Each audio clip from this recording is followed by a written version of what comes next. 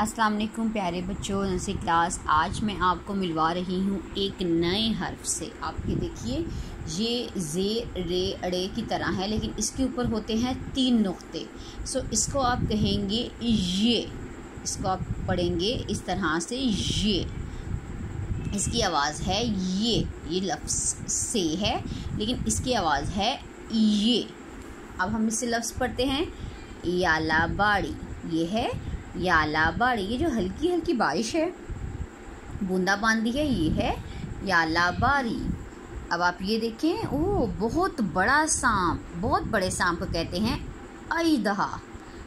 अजदहा, ठीक है, अजदहा। चलिए अब आपको इसकी नज़म सुनाते हैं। बादल आए बारिश लाएं, याला बाड़ी भी बरसाएं, अजदहा और याला बाड़ी, टिनकू बबली पढ़े भाड़ी। भागो बबली भागो टिनकू, ख़त्म हुई अब सैर तुम्हारी। ये देखिए आप, खूबसूरत सी तस्वीर है। आज आपने पढ़ा य के बारे में, याला बाड़ी अजदहा, ठीक है। इस तरह से आपको पता चल जाएगा बेटा, ये जो य है ये फ़ारसी ज़ुबान का लफ्ज़ है, ठीक है।